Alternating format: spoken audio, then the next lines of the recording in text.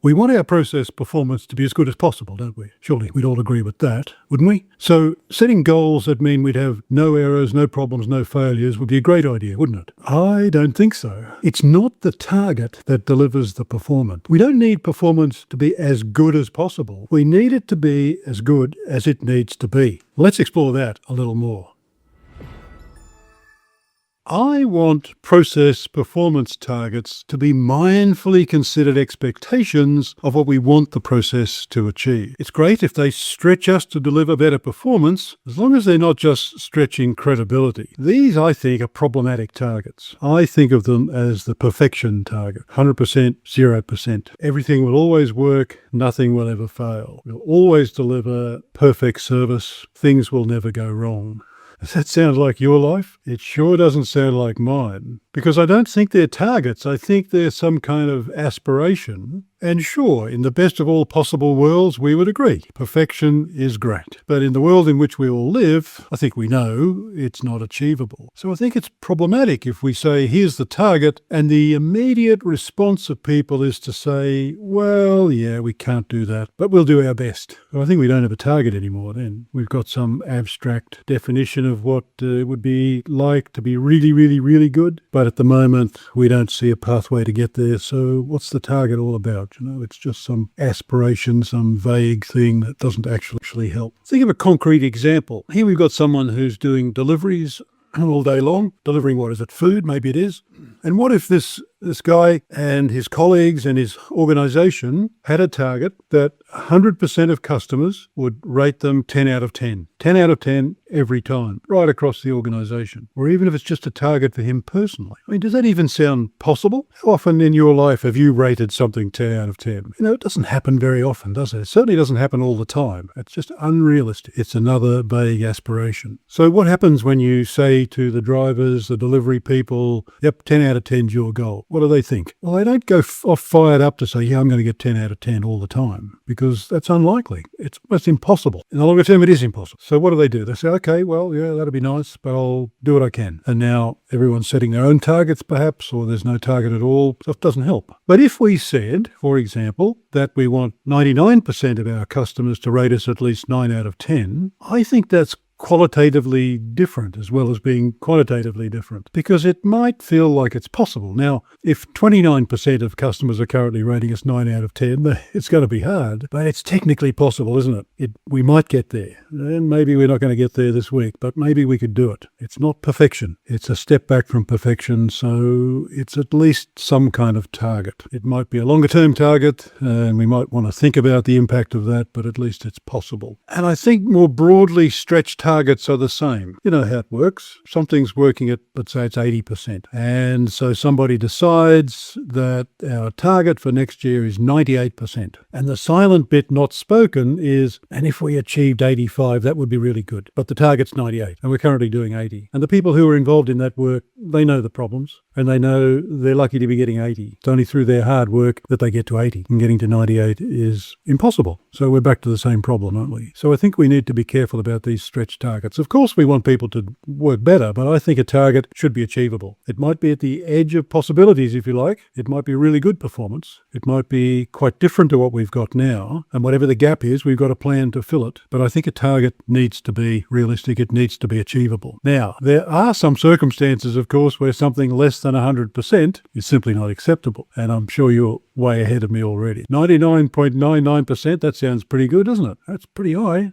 And it would mean that when we're delivering children home from school on the bus, across the year, we probably only lost 2 or 3. Well, obviously that's not acceptable. 100% is what we want. But now we might want to be thinking about what the KPI is. What is it we're looking for? What are the stakeholders here? What do the parents and guardians want? I think they probably want to know at all times, perhaps, about the safety of their children. I know nothing about school buses, but if children are getting on and off the bus and your target is 100%, how do you know the right children get off at the right spot? What do you even mean by delivered? Okay, so delivered to some delivery point, some drop-off point, and at a scheduled time, presumably plus or minus, 10 or 15 minutes. So now we've got a better definition of what success looks like. But now if the target is still 100%, what are you going to do when the bus breaks down, if the driver's sick, there's traffic congestion unexpectedly, there are all sorts of things that go wrong, we know that. So do we really have a target of 100%? We need to think about the KPI perhaps. Maybe it's about making sure that parents and guardians always have knowledge about the safety of their children, whether the bus is late or not. I don't know about these things. You'd have to discuss this, perhaps even discuss it with some parents and guardians and bus drivers and others. But we need to be careful. I think every time we're saying 100% or 0%, that raises a red flag for me, because perfection is a pretty tough goal. And for most of us mere mortals, it's going to prove impossible. So we're setting up a target that we can't achieve. We're setting ourselves up to fail. What would be the point of that? Because that may not encourage improvement either. We might just,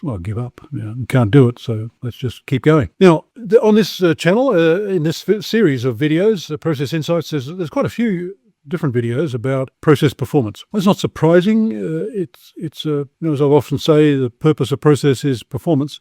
So I'll just leave that there, and you might want to pop back and have a look at those, because I think it's a much more nuanced view we want to have about process performance. What do we mean by that? How would we know? How do we actually define performance? It's sometimes we need a little more granularity, a little more detail than just say on-time delivery.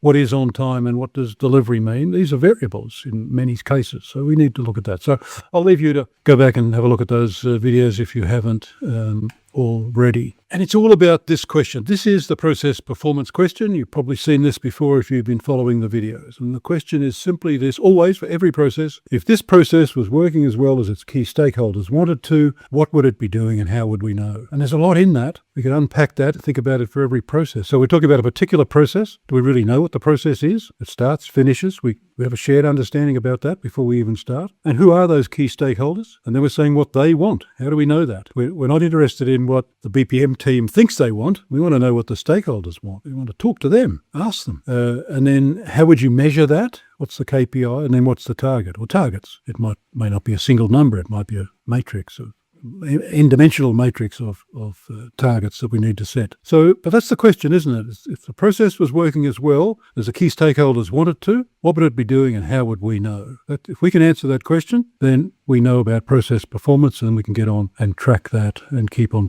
top of it. So let's pull some of these threads together. I think we need to keep it real. I'm not a fan of unreal targets, because I think they don't have a positive impact, and it's not necessarily neutral either. It might be quite negative. You set a seemingly impossible target, whether that's 80% or 100%. If the people involved think it's impossible, then one thing they could do is just disregard it. Who cares? We can't do that. Move on. We'll just keep doing what we were doing, and we'll do the best we can, but we can't achieve that target. Well, that's very negative, so we don't want to do that. We want to have a good understanding of what's really needed. What is the cost of it being 80% rather than 90%? And what problem would it fix if it was 90% as opposed to 80%? Is this real? Sometimes the higher number isn't necessarily better, not in a business case justified way. And what's possible? What's possible now, in the medium term, and perhaps in the longer term? Maybe we've got a series of targets. We can be more realistic about that. We know that in 6 months we could do this, and that's achievable. It's a stretch perhaps, but it's achievable. It's not unreal. And then we know what we can do in 12 months, and then maybe in 2 years we've got some other target, and we can keep reviewing that as we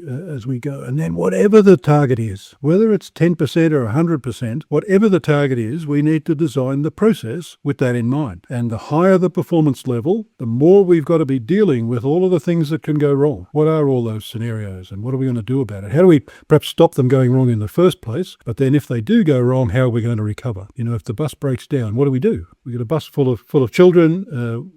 What are we going to do? We can't pop out there in our sedan car to pick them up. We need another bus. So where is that bus? And is there a driver for that bus? How do we get it there? All of those kinds of things. I mean, they're usually pretty simple, but perhaps there's a cost associated with it. And we might even say, okay, well, when we start testing out our 98% target, maybe it's pretty expensive at 98%, and maybe 95% is nowhere near as expensive, and it's just as good. There just is no business case for 98%. So we need to be keeping it real, test out all of those things. We want actual targets that are going to draw us through to improved organisational performance. Because as I've said a million times, improved organisational performance is the purpose of our process-based management.